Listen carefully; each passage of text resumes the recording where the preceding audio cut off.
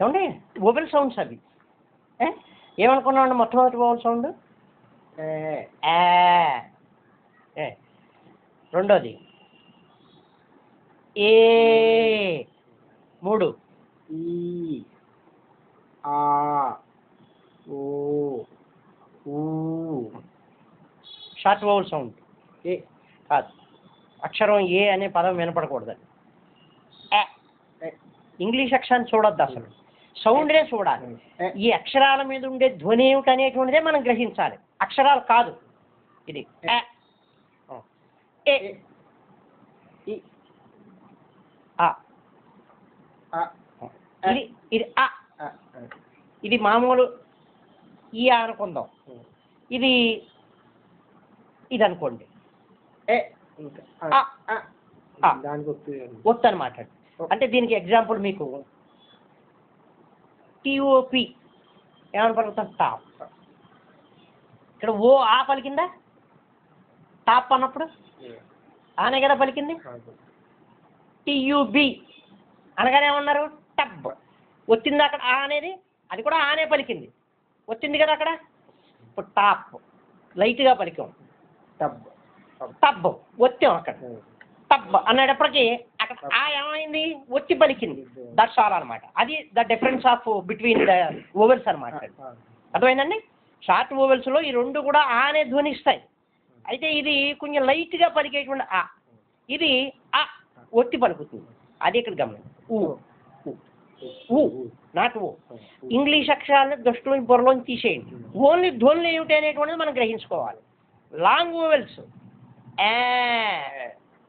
ఏ, ఈ, ఆ, ఓ, ఊ. అవునండి. నెక్స్ట్ ఏ, ఈ, అవును. మొదటిది దశ. అవి అక్కడ ఓవెల్ సౌండ్స్. ఏమి అంటే 12 ఓవెల్ సౌండ్స్ని 2 రకాలుగా విభజించాడు. Long vowels 6, short vowels 6. ఆ ధ్వనులు ఏమిటయ్యా అంటే అవి ఏంటంటారు? మొట్టమొదటిది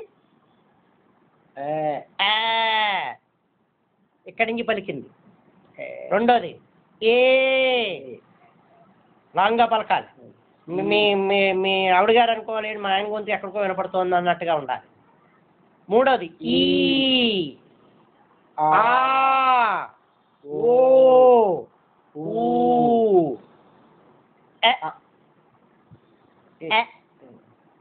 ఏ కాదు, ఆ కాదు.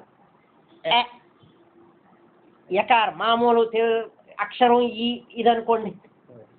కానీ అలానే యా అని అనకూడదు. యా అంటే కాన్సనెంట్ అయిపోతున్నది. It is not correct one. ఈ, ఆ, ఊ. ఆ ధ్వనులు బాగా రావాలి మరి. ఏమి నెక్స్ట్ ఇలాగ ధ్వనులు వచ్చాయి మనకు బాగుంది. ఈ 12 ఓవెల్ సౌండ్స్ని 2 రకాలుగా విభజించాం కదా. లాంగ్ ఓవెల్స్ 6, షార్ట్ ఓవెల్స్ 6 అని. వీటిని తిరిగి 4 భాగాలుగా విభజించడం జరిగింది. Long 2, short 2. ఒక్కొక్క దాంట్లో ఎన్ని ఉన్నాయి? 3 ఓవెల్ సౌండ్స్ ఉన్నాయి. ఇందులో 3 ఉన్నాయి, ఇందులో 3. బాగుంది. సౌండ్స్ ఉన్నాయి, మరి వీటిని షార్ట్ హ్యాండ్లో రిప్రజెంటేషన్ ఎలాగా? అంతే కదా, మరి వీటిని ఎలా చూపించాలి వాటిని? దానికి ఏమంటాడంటే రైటర్ గారు, మనకి లాంగ్ ఓవెల్స్ని రిప్రజెంట్ చేయడానికి long vowel sounds representation represented by ఎలా రిప్రజెంట్ చేస్తూ ఉంటుంది దాన్ని? ఒక మొట్టమొదటి 3 ఓవెల్స్ని ఒక థిక్ డాట్ ద్వారా రాయమంటున్నాడు. ఈ 3 ఓవెల్స్ని ఒక థిక్ డాట్ ద్వారా మనం రాస్తాం. అంటే థిక్ డాట్గా రాసే ఓవెల్స్ 3 ఏమిటనమాట అండి? మొట్టమొదటిది ఏ, రెండోది ఏ, మూడోది ఈ. ఆ మూడింటిని ఒక థిక్ డాట్ ద్వారా మనం రిప్రజెంటేషన్ చేస్తాం. బాగుంది. మరి మిగిలిన 3 ఏంటి అనేటువంటిది గమనించినట్టయితే వాటిని ఒక థిక్ డాష్ ద్వారా రాయాలట. Dot to dash.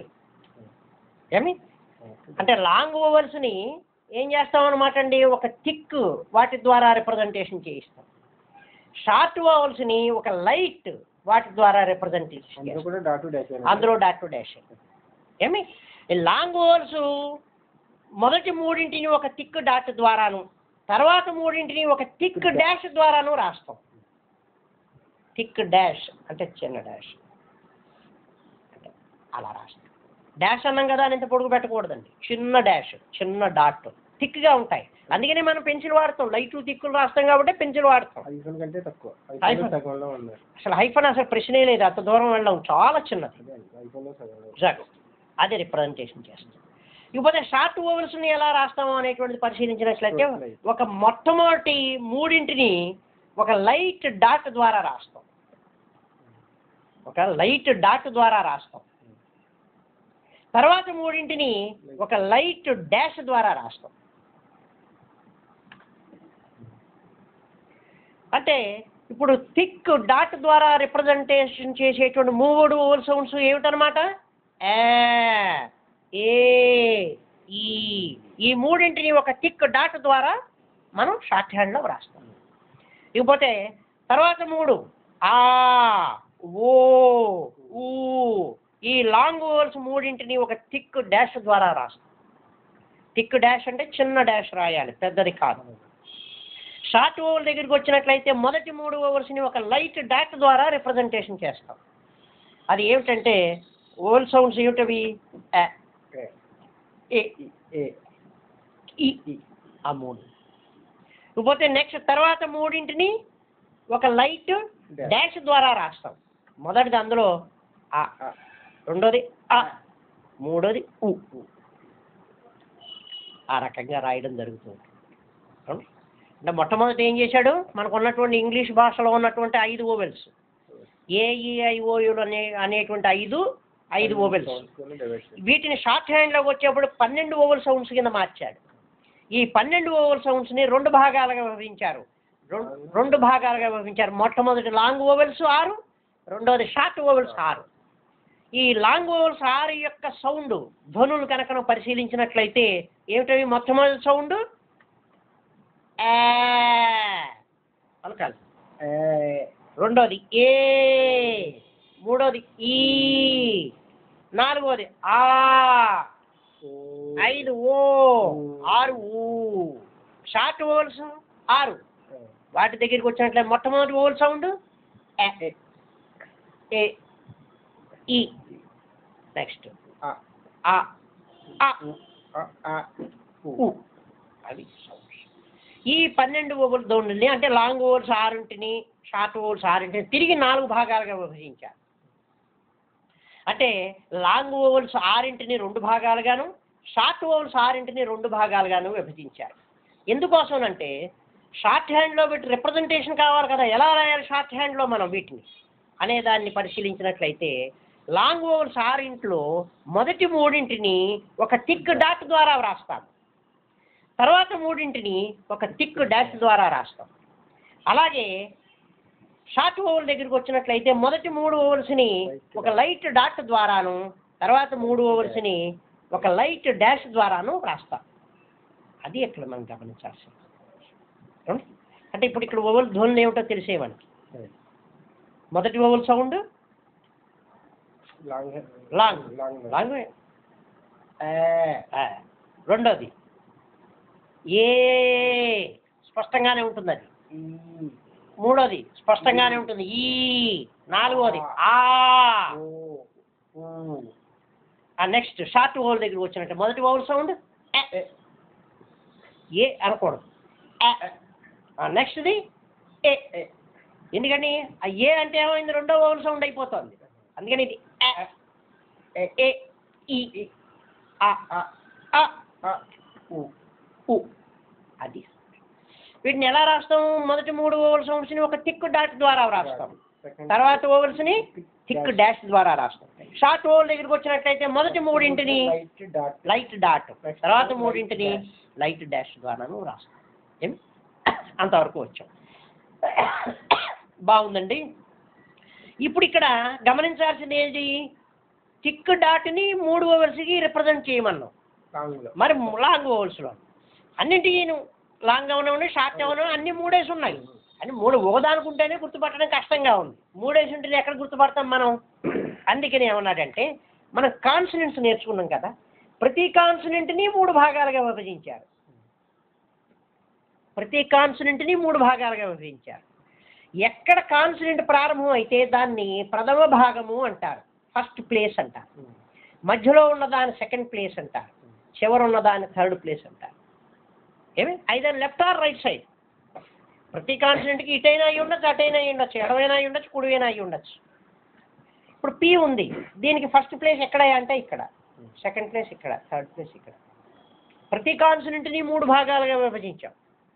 కాన్సనెంట్ ఎక్కడ ప్రారంభం అయితే అది ప్రథమ భాగం లెక్క, అది ఫస్ట్ ప్లేస్ కింద గమనించాలి. మధ్యలో ఉన్నది సెకండ్ ప్లేస్, చివర ఉన్నది థర్డ్ ప్లేస్. ఏమండి? అయితే ఇప్పుడు పి ఉంది, పీబీని ఇలాగే రాస్తాం. T first place, second place, third place. TD. చే first, second, third. F first, second, third. Suppose L వచ్చింది, దీనికి ఎక్కడ అవుతుంది? ఎల్ అనే కాన్సనెంట్ ఫస్ట్ ప్లేస్ కింద అవుతుంది. ఎందుకని ఎక్కడ ప్రారంభం అయితే అక్కడ రాయమన్నాం కదా. Way first, second, third. K ఉంది, ఫస్ట్, సెకండ్, థర్డ్. ఇలా మూడు భాగాలుగా ప్రతి కాన్సనెంట్ని కూడా మూడు భాగాలుగా విభజించారు. అయితే left side or right side, అటైనా అయ్యి ఉండొచ్చు, ఇటైనా అయ్యి ఉండొచ్చు. ఎందు గురించి అంటే ఈ ప్రతి కాన్సనెంట్ని మూడు భాగాలు. ఎందుకని ఇక్కడ ఒక్కొక్క దాంట్లో మూడేసి ఓవెల్స్ ఉన్నాయి ఇక్కడ. అంటే ఒక్కొక్క ఓవెల్కి ఒక్కొక్క ప్లేస్ని పర్మనెంట్గా ఫిక్స్ చేశారు. ఎలా అంటే దీన్ని ఫస్ట్ ప్లేస్ ఓవెల్ అంటారు, దీన్ని సెకండ్ ప్లేస్ ఓవెల్ అంటారు, దీన్ని థర్డ్ ప్లేస్ ఓవెల్ అంటారు. ఇది first place, second place, third place, మూడేగా ప్లేసులు ఉన్నవి. అంచేత ఫస్ట్, సెకండ్, థర్డ్. అందుకనే మూడేసి ఓవెల్స్ కింద డివైడ్ చేయడం జరిగింది. ఇక్కడ పాయింట్ క్యాచ్ చేశారా? అక్కడ గమనించాల్సినటువంటి ఫస్ట్ ప్లేస్, సెకండ్ ప్లేస్ ఉంది. అంటే ఏ కాన్సనెంట్కైనా ఫస్ట్ ప్లేస్లో ఈ థిక్ డాట్ పెడితే ఈ ధ్వని పలకమని అర్థం.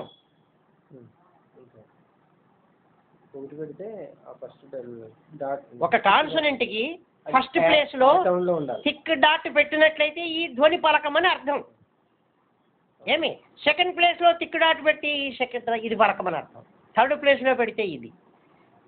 డాష్ అయినట్లయితే ఫస్ట్ ప్లేస్ డాష్ అయితే ఈ ధ్వని, సెకండ్ ప్లేస్ అయితే ఇది, థర్డ్ అయితే ఇది.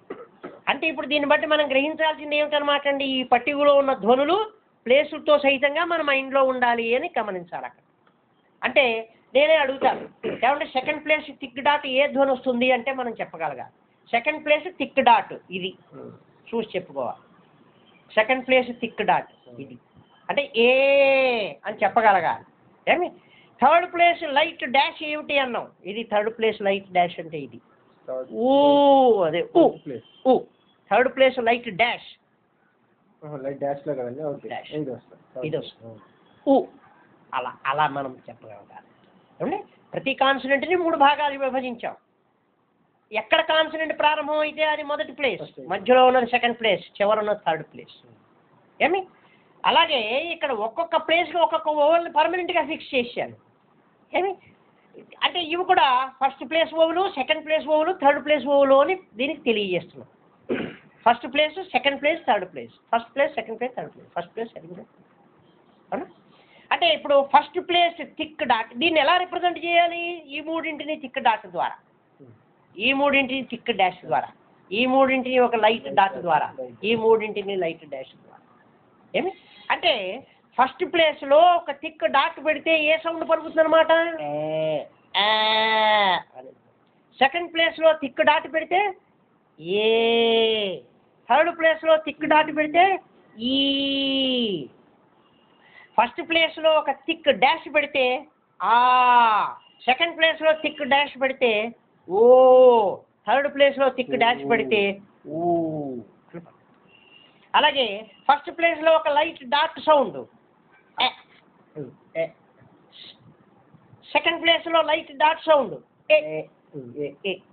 థర్డ్ ప్లేస్లో light dot sound, first place light dash sound, second place light dash sound, third place light dash sound ఊ అని పడు. అదనమాట ఓకేనా? బాగా క్లియర్గా అర్థమైందా?